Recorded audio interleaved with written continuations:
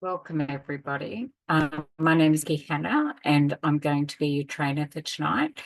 This is CHCLEG001. It's actually session 2, and this is for the Certificate 4 in Youth Work class. We're going to follow this with another recording of our live class, and we're going to have a rich discussion around what the content is about and being able to assist you. So this one runs for 3 weeks. We're in week 2. We're going to talk about task 2. And task 2 will be about case studies, and I'll guide you through that. I'll even walk you through one particular case study that we're going to talk about as a class, and then watch that recording, and then come back to this one with some of the content to help you with that. Just revisit it as well. And if you've got any questions that you need support with, then take that through to our learner support officers initially, and then they will bring that back. The learner support officers can help you with lots and lots of basic questions. They can guide you. Some are very definite and they'll assist you. Some might need a trainer's eyes over them. So it will usually come to me and I'll delegate, or if I can, then I definitely will. So I want you to feel comfortable in that space. I'm going to be running your class on Cert for Youth Work for a few weeks or longer, depending on what we do with our team. And my best regards to all of you from Cheyenne, who was your previous trainer, who's still on our team, but just unable to be delivering classes each of the nights that he was. Okay, let's begin. Let's start with our acknowledgement to country. So in the spirit of reconciliation, Hayter Institute of Education acknowledges the traditional custodians of country throughout Australia and their connections to land, sea and community. We recognise Aboriginal and Torres Strait Islander people as the first inhabitants of this nation and the traditional custodians of the land on which we work, live and study. We express our gratitude for the sharing of this land, our sorrow for the personal, spiritual and cultural costs of that sharing, and hope that we may move forward together in harmony and in the spirit of healing. We pay our respects to all First Nation people and acknowledge elders, past, present and emerging. We are on lands that have never been ceded, and I'm coming to you tonight in this recording from Tarrabalang Bunda in Queensland.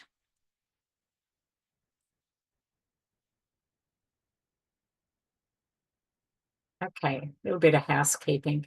Even though we are studying and it's a recording and virtual, make sure that you take those breaks when you are studying, because I know that after class you hit the books and you're doing your assessments, and it's interesting content as well. All of it is very relevant for you to work in this space. It makes you a better worker to have a different perspective of our clients and different guidelines that we may work with as well. But the work legally and ethically, very important, as all are, but this is about protecting yourself, power imbalance, set laws, legislation, standards that we might work to and required to, your employment contract, and of course your organisation's policies and procedures. And they cannot be in conflict with the legislation that we must all work to. So let's have a look at the ethics and the legality around what you must do as a worker in each of the scenarios that we cover in task 2 and week 2. So this one covers a little bit around referrals and the document resources. So getting consent, that's the legal requirement. It might be that there's a directive in one that I want us to talk about tonight. There is a medical directive, and it does become both a legal and an ethical dilemma for one person, but the considerations for others. We're humans having a human experience, and that's why it's called human resource management. Just know that your intention in this space is everything. If you are deliberately acting outside of the guidelines or not considering someone's rights or how they may perceive that, then you 100% will find yourself in a situation where you will have somebody guide you that you're working outside of those guidelines, and they will want you to return to work inside those guidelines for you to continue with the agreement that you have, which is called your employment contract, which is a legal document. So referrals, legal. Document resources, legal. Never write anything in a file note that you would not want a magistrate to read. So it must be fact-based. Get used to the language, how we say it, and then also how we record that. If we're not there and we don't see everything, then we cannot speak to that or have an opinion. We can only speak to the facts, what we saw, what we heard, what they stated. You may have a view and someone may ask you for your view. What are your thoughts on this? Then by all means, share them. What are you feeling about this right now? By all means, share them if you feel comfortable doing that. You have the right not to. You can just say, I'm struggling with it. Find a word that is not blaming anybody else or making yourself feel vulnerable. Just be cautious in that space. When you're doing it, only report the facts that you can speak to. So by the end of this session, in the theory side of it, which is what we call our knowledge evidence, our key learning, then we'll roll into our skills evidence. We'll talk about cases, how we perceive them, how we're going to approach them as we move into our role plays, which are, of course, your skills evidence. So human rights and human needs will be in there. Anti-discrimination, complaints management. How can you work in that space? We give you first access, which is an excellent dashboard. It duplicates some organisations that I've been in, large and small, as well. So you'll find that it'll have things inside there like codes of practice and practice standards. There'll be a little bit of research as well. So you'll get Learner's Guide as a resource, these slides as a resource. There's a recording already of this, and then you're getting your extra recordings where we unpack that in class as well, which this class has said they find the recordings of the live class to be helpful to play back again, even if you were in the class. There's a lot of moving parts. You can be often absorbed in listening, and then you go, I want to see that back again as well. I think we talked about it, but your recall might be, if I watch it again, I'll pick that up, or it'll sink in a little bit better. And then your code of conduct and the ethical requirements for you as a worker. So in session 2, we talk about Maslow's hierarchy of need, the absolute basics, which is shelter, safety, food, as well, and how is human need different to a human right. In the next part, we'll talk about what is the need of one of the workers and what is the rights of one of the workers. In the very first scenario, we're only going to unpack one, but there's 6 case studies, but let's really fully unpack one of them. And I'd like to do that one with the class tonight. And for you who could not make it to class because you may have competing priorities, I want you to be able to get the benefit of that rich discussion that we have, which I love. And that's the collective wisdom of the group that we can pull out of there. So your Maslow's hierarchy of need is the physiological, which is shelter, clothing, food, safety, risk, making sure all of those things are in place, love and belonging, like connection, rightful place in your community, being seen, being heard, being understood, building on your own confidence, and then self-actualization is realizing those dreams. We can't do the self-actualization until we have our basic needs met. And so that's the lens that we look over. Our compassionate inquiry is we need to find out what happened to our client when they're ready, what's happening for them now, and what would they most like to get out of our session. Always keep in mind what is the purpose behind the work that we're doing or the scenario that we're working with and our client. If you fully embrace and enthusiastically improve your own skills in role plays while you're studying, it will feel really comfortable for you when you start working with clients. And you might go, you know what, Vicky, I'm great in real time. It's just lights, camera, action, something happens to me. Then I'll talk a little bit more in our practitioner skills and our discussion about how to feel more comfortable in that space as well. Just some tips. But you're definitely going to be doing a lot of them throughout your studies. So embrace them, because you know, you don't want to feel self-conscious when you're with a client or stuck or feel like, I do all the talking. In actual fact, we don't. Most of what we do is listening, prompting, summarizing, and paraphrasing, you know, like acknowledging, believing, having that respect.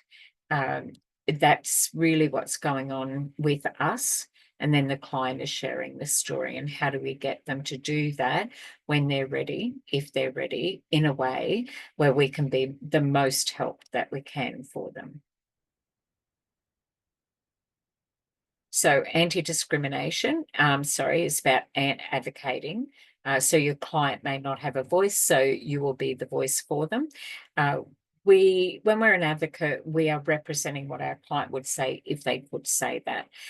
We talk about the legal documentation where someone has a voice put through a legal document and they put that in the hands of another person who will advocate for their wishes as well. We'll do that in our very first case study. Your role as the worker. I'll pop me over here. Great. So be aware of the layering effect of discrimination and disadvantage over the person's lifetime. Don't see things as a single, just think there's a story behind the story behind the story. And everyone has a story. Not to make our first response our reaction. We might need more information to work with, as much as our clients might need more information to work with. So address direct and indirect discrimination. You cannot look the other way. Your state or territory may actually have that as part of their legislation. So support people to understand their rights under discrimination law. Advocate for the client or support self-advocacy. Would you like me to walk beside you while you have that discussion? So that's self-advocacy. Advocacy is often you are there beside them and you've spoken together about what you would most like to have said from the client's perspective, and you will be that voice for them. But you are speaking, you are representing first person. It's very important to understand that legally. So there is no breach of privacy or confidentiality if you are speaking in the role as an advocate, because you will have documented what you will discuss, you'll have collaborated, your file notes will reflect that. You will even have referral and consent to discuss. A referral is often a refer out, but also to obtain and store information that you're getting on behalf of your client as well. So an advocate is acting on behalf of the first party.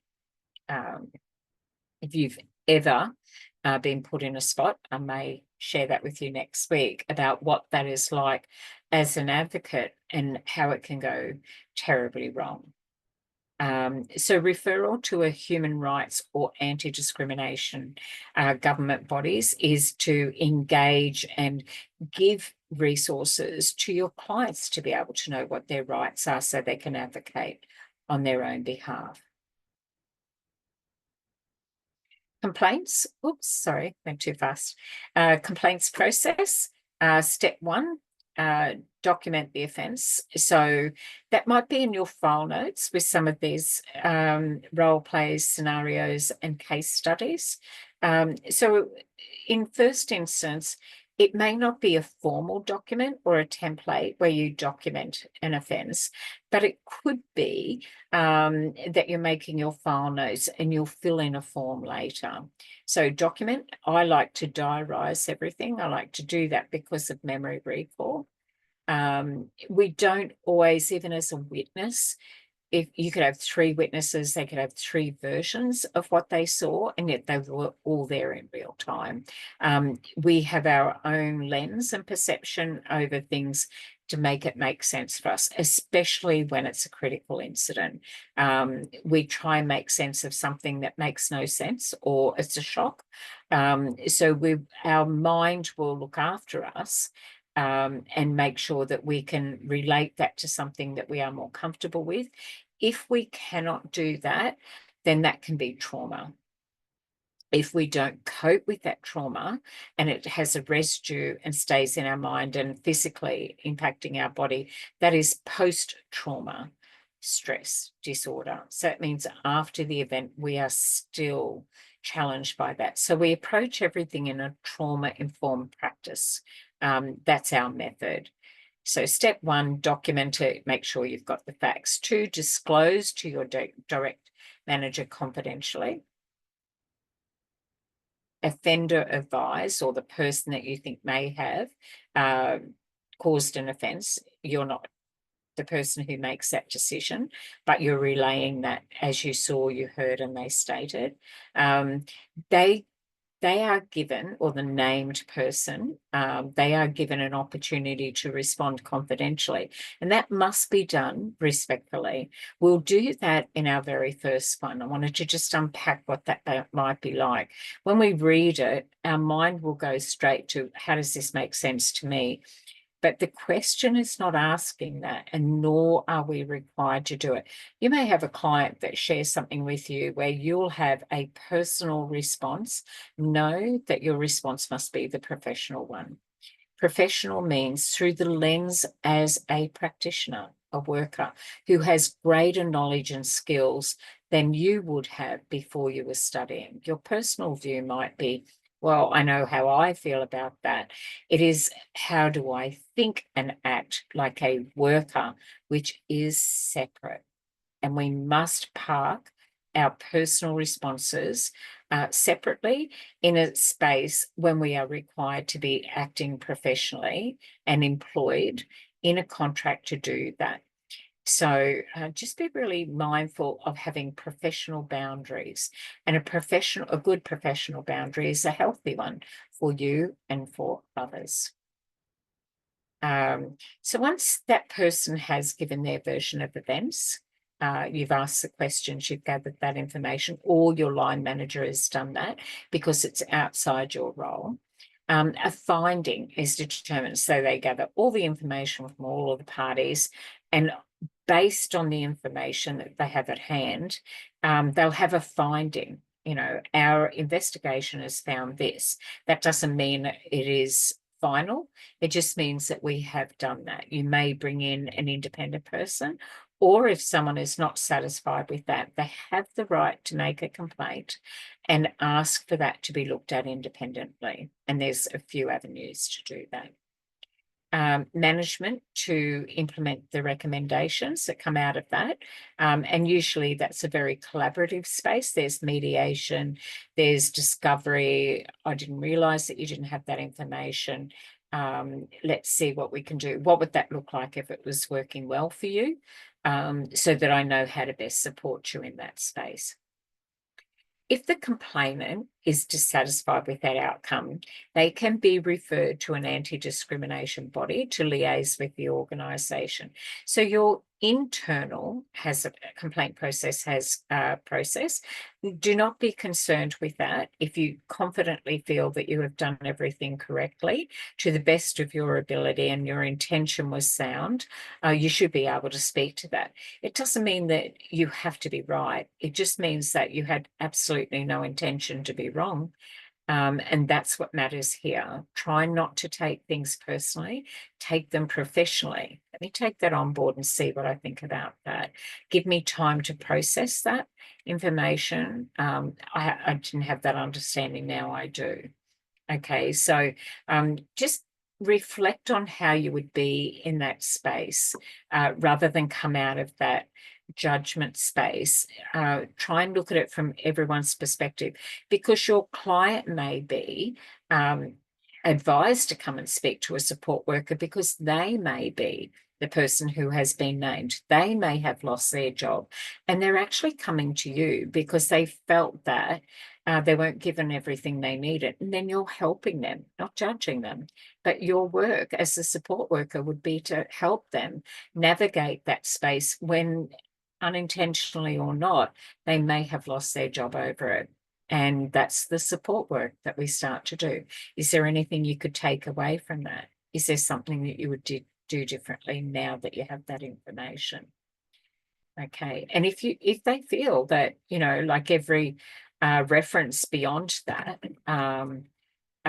is going to damage their reputation or damage their chances to move forward, you may end up, as their worker, their youth worker, supporting them to navigate that space until they can put other things behind them and move forward into the next space and have that opportunity. But when we're in job interviews, we can talk about certain things. Whoever you have as a referee, legally and ethically, can only be asked two things, but legally only two questions. Do they have the skills that they claim, which is in your resume or how you responded to a vacancy? And the second question is, if you had an opportunity to bring them back onto your team again, would you? Now, there's lots of different ways to ask those two questions, but they are the only two legal questions and versions of those that can be asked in an interview for a reference check. Now, in the interview, it will be talking about your knowledge, your skills, and your ability to apply it in that job, in that organisation, in that culture. Now, if they don't think you're a good fit for them, they may be right, but they may not be a good fit for you, and you may be right. So you want a job that you're going to go into that is a really good fit, where you think win-win, that you're going to put your energy, your training, your studies, your investment in yourself to get this qualification into somewhere for X amount of hours every week. And time has value, and you want to be happy in your role. Not every role is great, by the way. Not every manager is great, by the way. And that's something that they can learn along the way. But how we are, the things we're in control of, that's what we want to make as our focus as well. I have a formula that I work with, 95% professional, 5% personal, and that has been amazing for me. So there are times at work where you might share something, but I like to keep work as work and family as family. I am not my job. It is what I do. I spend a lot of time doing it. I've spent a long time working in that, but it is definitely not who I am. It's what I'm very passionate about. It's work that I really love, but I also have a life outside of my roles that I have. But when I'm there, I'm fully present, fully engaged, and very enthusiastic. And when I'm not there, I'm fully present, fully engaged, and very enthusiastic in the thing that I'm doing that when I'm not at work. So that's how we find the balance and self-care as well. Okay, so too fast, sorry. In your state and territory, identify which one that is. It will want you to list, and this is one of your assessment questions, what are the anti-discrimination information? Who would you go to? Now, there is in the Human Rights Commission, which is the Commonwealth one, is the NDIS worker screening orientation free certificates. You jump in there, it takes about 1.5 hours. It's role played. Go and watch some people do role plays. It's the clients themselves. Do that. A lot of places love it. You can do that in your own time. Costs you nothing. You can save your work and go back to it. It's interactive. It's an online one. But those certificates, there's 3 separate areas. I encourage my staff to do that twice a year. I encourage everyone in my classes to do this as well. It is, if you're going to refer someone to the Human Rights Commission, then refer yourself over there. Go over and pick up those NDIS worker orientation ones. Amazing to add to your resume. And the date that you do that, you get a little certificate that comes back to you and says that you've done it, and then go back and refresh that every year for yourself. And the same as what we get working with children check. You must have that must. Be rare for you to have an exemption for this. Some jobs don't require it, but police don't require it. Some teachers do not require it, but know that if you're reading a vacancy, it is no card, no start. In Queensland, where I live, ours is called the blue card because it's blue. We kind of keep it simple here. And then the yellow card, because it's yellow, is our NDIS card as well. So, oops, sorry. These are tricky when you're doing your ID. But you can see in the corner, oops, sorry, that end, that it has my P, which means I'm a paid employee. As a student, it'll say S. As a volunteer, it'll say V. That's how it is in Queensland, but you need to go in and have a look at what is it in your state and territory. I believe in Western Australia, you can't do your application online. You have to physically do that.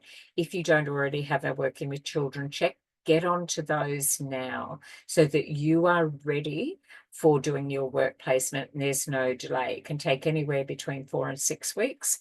Don't let that be the thing that is a barrier for you in going out there as well. Okay, so there are answers to your questions. Who do we go to for those things? Some research is research the anti-discrimination body in your state. That was in the previous slide. And look for the complaints process in First Access as well. Very valuable around here. So go to First Access and put in a keyword in search. Now, it's like when you're doing a search in Google or you're playing with ChatGPT, how good the question is or the search word will help you navigate that space as well. So just make sure that you have a good look around there, not just for your assessments, but actually go to the homepage, have a look at all the services, have a look at the staff that it's got, and then navigate. Don't go in through the back door with your First Access because it says to in a role play instruction. Think about it as this is my organisation. Especially if you don't work in the sector, one of the things they're going to do is get you to log in your intranet and communicate and find all your policies and procedures. Get familiar with that now. When they start, they go, oh, if you use this system, say, no, I've used something similar though. I'll just need a little bit of time to orientate and find my way around. I think I'll be good. What is that? It's going to be login. It's going to be called something else. It's going to have intranet only for staff. It's going to have a homepage for members of the public as well. It's going to have all of the things that it asks of you to prepare for your assessments. So get familiar. First Access is your simulated employer for your qualifications. So code of practice and conduct of conduct. Who in their right mind did that? It is code of conduct. look at that error. That's going to drive me bonkers in here. So that is definitely how that slipped through. I have no idea. I apologise. Here, watch me fix that. Done. Okay, so code of practice and code of conduct. The code of practice is industry standard, the sector practice. Okay, clear guidelines for an organisation and you as the employee or volunteer or student on work placement. For example, to be a member of the Australian Counselling Association, you must abide by the ACA Code of Practice. A breach could result in loss of membership or the ability to practice as a counsellor. Code of conduct is specific behaviour or conduct of a worker in a specific role. When employed, forms the basis of conduct in your job role. Codes of conduct are critical when working with vulnerable people in the community. A breach could mean a loss of employment. Okay. Okay, practice standards, code of conduct, and code of ethics. So, standards, national safety and quality mental health standards for community managed organisations, 2022, are to be used for the accreditation of mental health organisations in 2024. Now, that came in 2024. If you refer to that, then that is you referencing your work. If you're going to make a statement in your assessment, your written assessment, then put your reference and the standard that you're referring to at the end of it. Code of Conduct, Mental Health Commission of New South Wales, Code of Conduct 2019, and the Code of Ethics, Australian Community Workers Association, Code of Ethics. Now, that is standards, conduct, and ethics. And this is the conduct for New South Wales. And this one here is the national standard, the federal or the Commonwealth standards for all community managed organisations. Reference that. It's not the only rule, but it definitely was introduced in 2022 for the mental health sector. 2024, sorry. Who should abide by that? Everybody, because everyone has a mental health. So I know that in Queensland, psychological safety got moved into workplace health and safety in October 2023. And so you'll have policies and procedures when you start work around that. You are just as responsible for looking the other way for bullying and harassment as you are for a loose handrail or a wet, slippery floor. You are just as responsible. A person can be fined, breached, or even taken to court for ignoring their duty of care, meeting the practice standards and the code of conduct in the policies and procedures of the organisation. Because if management took all reasonable steps to make those policies available, had all of the signage, and you deliberately did something outside that guideline, that goes to your intention, therefore it is your responsibility. There is no where the employer is fully responsible and you go, oh, no one told me. If it's in the policies and procedures, you are told. Not only that, you very likely signed that you had read them. So be very mindful that you accept responsibility for the things that are inside your control. If you don't understand something, then ask your line manager. You don't have to know them front to cover to back, but you do have to know how to refer to them. If you're not sure, don't guess it. Just go, I need to look that one up. Okay, so a session recap. Let's pop me over here. Move you around the screen. Our key learnings are around what are the legal and ethical requirements for this unit, CHCLEG001. I've given you some homework. I've asked some of you to email me and ask for some resources that might be helpful or some guidance, but I want you to go in and just go through your learner's guide, watch the pre-recording of the full unit, where it's got some learnings. And then I want you to watch these recordings wherever you're comfortable, and know that about 75% of the content knowledge that you need to do your assessment work and gain the knowledge and the skills will come from us. Some will come in your learner's guide. There will be links, or we'll give you videos to watch, and some will come from external, where we've asked you to go and have a look in one of the slides, look up what's happening in your state or territory. So about 75% we can gift wrap and provide for you. And hopefully we explain that well in classes and make it relevant for you with both your studies and for the work that you want to do, or you may already be doing, so that you can get this qualification. But then also your skills and build your confidence in that space. So I'll just pop out of there. And what I'd like to do next is just show you how we mark this particular one. And following this recording is part 2, which is around our discussion about this role play, this case study, just the one, and there's 6, but one of 6. I want to just pull one apart with the whole class, and we'll talk about that. You'll work together in smaller groups. We'll come back and we'll share our understanding and how we might apply that. And we'll even see if we can bring up some ethical dilemmas in there based on one of the case studies that we're going to do. Let me bring up how I'm going to assess that and what we're going to mark you on, just for the one case study, to give you some ideas on what we're looking for. Great. So I am hoping that this all comes through for you nicely. Let me just move you over here. So what we're working on is CHCLEG001. And we talk like this when we're in class and when we're talking assessment. That's the language that we use.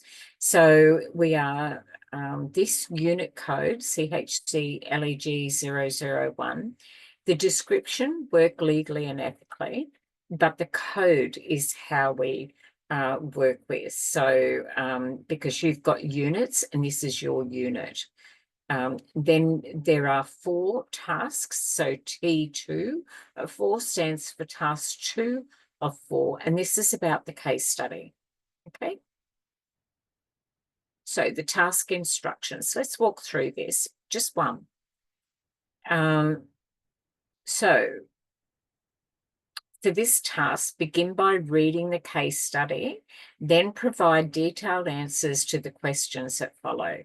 Now, in the discussion, we talk about that more in part 2 that's going to happen after this. But let's just walk through one of the 6 case studies that you're working with. This one is number 1, case study 1, JUCA. And you must answer all the questions and their parts correctly to achieve a satisfactory outcome. Now, some of them are very exact. There's model answers, and then some of them, it will be in the learner's own words, and for us to be able to understand and unpack that. As well, that you have assessors. It may not be the assessor that teaches your class, because depending on the rosters that we have, every trainer at Hayter is a sector worker, a current sector worker. We're a night college, so you get to see us at night. Some of my team only get to see and talk to them at night. Some do a couple of hours sort of through daytime. And myself, I work 40 hours a week. But I don't start till 1 in the afternoon, and I go through till later, of course, which you would know. We finish class at 9. I watch all the recordings of all the trainers, and then I might do some extra resources based on what you bring up, and I'll try and get that information out to you if we're doing it in a recording. So for this one, let's have a look at JUCA. JUCA is a community support worker at First Access. He is supporting 52-year-old Zach, who has been working through challenges with addiction and mental illness. Zach has had some serious health complications and is very unwell. When he received first access accommodation, he had it recorded on his medical file that his ex-wife Samantha had medical power of attorney. If Zach ever reached a point when he could no longer make decisions about his treatment, Dr. Andreas is with Zach, sorry, that's Samantha, his ex-wife. So the next part is Dr. Andreas is with Zach and Duca at his first access accommodation. He's been called in. Duca has called Zach's ex-wife, Samantha, because Duca, as the support worker, community support worker, is aware of those agreements that's in place, that legal medical power of attorney. When Samantha arrives, based on whatever the doctor has advised,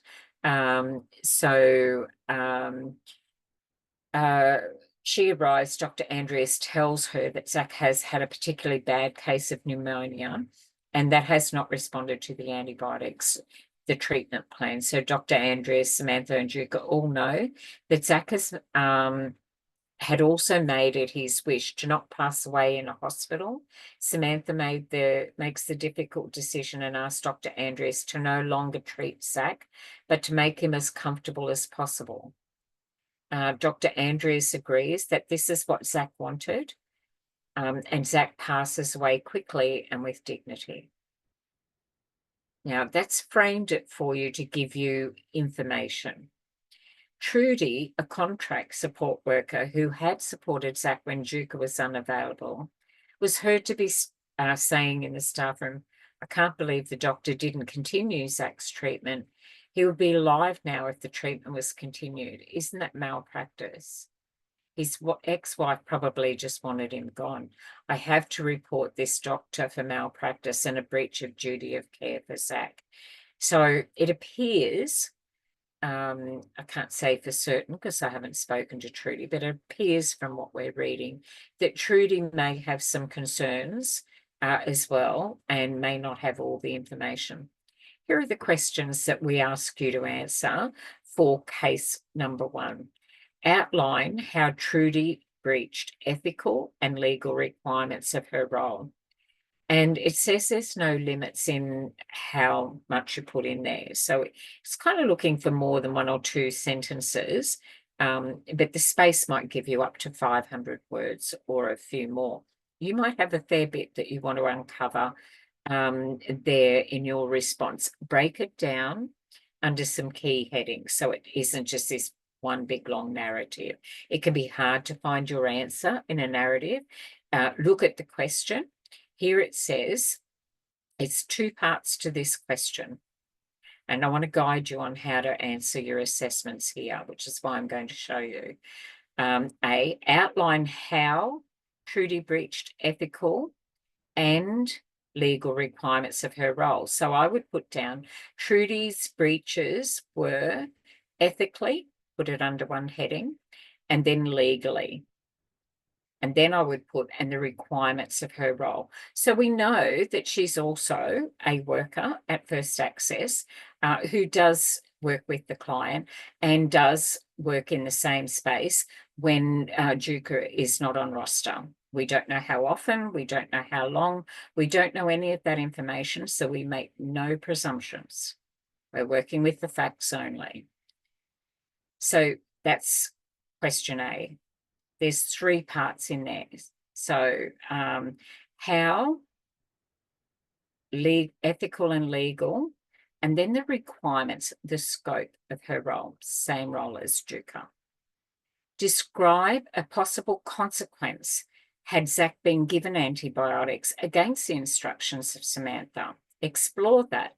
His health, explore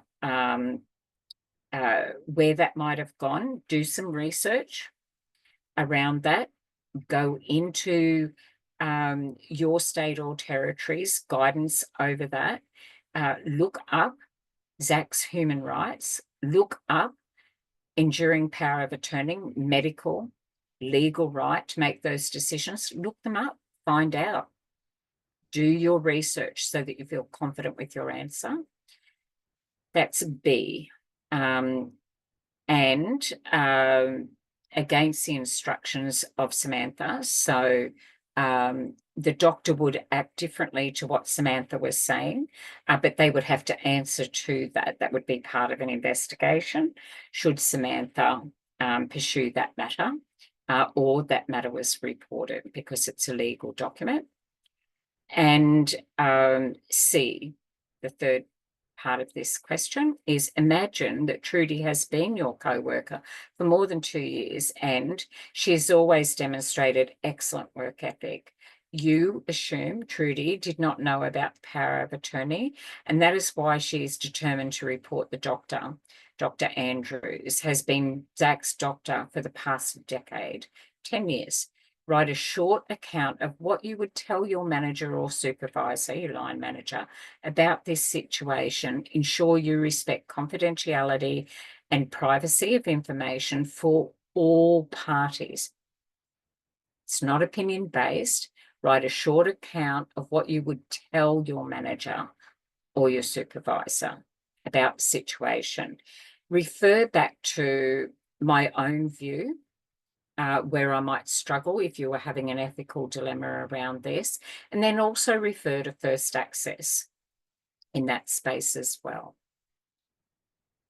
Okay, so with the marking, now I'm going to do something I rarely do, but I'm actually going to talk you through the answers to case number 1.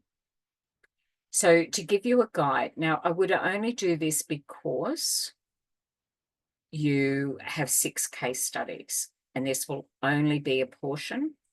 We would explore this if we were working together longer around that. So let's have a look, and let me give you this as a guide for A. It asks, outline how Trudy breached ethical and legal consideration and requirements of her role. The response must include the following facts from the case study. So when the assessor, and you don't see this, but we do, when the assessor sees this, when we see must include, it has to. There's not a lot of objectivity when we've got a clear directive around this standard, and this will be because it's legal and ethical. And there's several legislations that sit around it, getting it right. Make sure that you have mentioned in your own words, not these words, I'm guiding you, making the decision to report the doctor while not being aware of or not considering of Zach's decision was recorded on his file, and Samantha had power of attorney, which takes the place of ethical decision-making towards a client. And that's where Trudy was struggling. Outline Trudy's breach, intentional or not, we don't have an opinion, but what was the breach? And then we can investigate that further if we need to. So the breach was making the decision to report the doctor while not being aware of or not considering. So was it intentional or unintentional, because they didn't have that information? Another answer could be, if Trudy was aware of the power of attorney, there's the intention. She is in breach of not respecting clients and their right to make decisions about their own life, and the overtaking of a medical decision that can be made on behalf of someone with the medical power of attorney who had the legal right to do that. So Trudy was aware of the power of attorney. She's in breach for not respecting that, the client's rights to make a decision about their own life and treatment, and for acting outside of a medical power of attorney, which was a legal directive. You might mention that Trudy is showing a lack of respect to both the doctor and to Samantha with the decisions, as difficult as those would have been to make. Following through on Zach's wishes, even if they didn't want to. But it's about Zach having the right over his treatment plan. While he had capacity to put that in place, we don't go and take out an enduring power of attorney or medical power, a legal document, unless we're very clear that we want those wishes followed. Trudy should not be gossiping about client matters, and a doctor's decision without knowing the full details can be viewed as a breach. Now, some parts of that Trudy is in control of and did not need to have that information.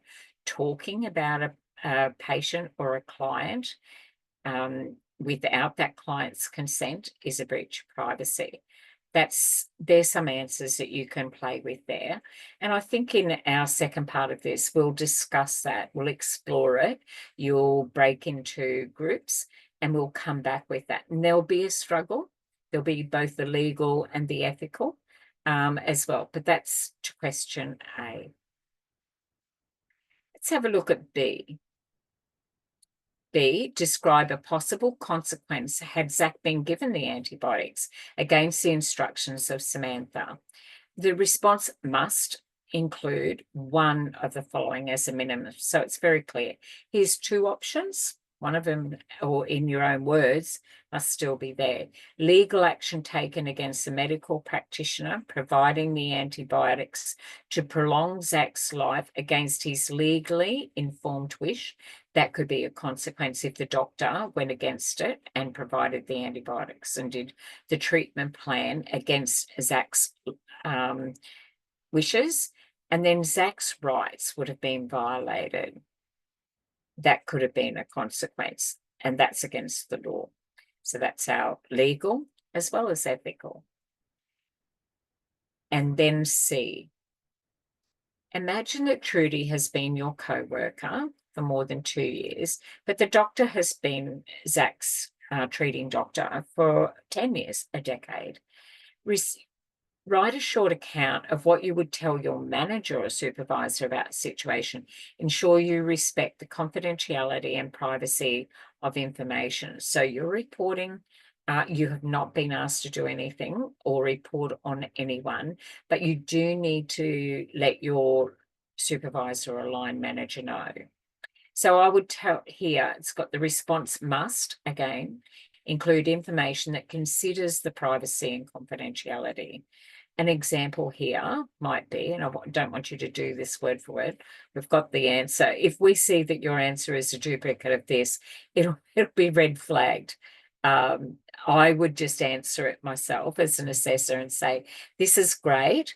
I want to hear it in your own words. I just will get you to help me better understand that you have that knowledge around that and can say it in your own words. I'm only showing you 1 out of 6, but I want to guide you because it's broken down in 3 parts, and I want you to separate those and make sure that you put responses in part A, part B, and part C.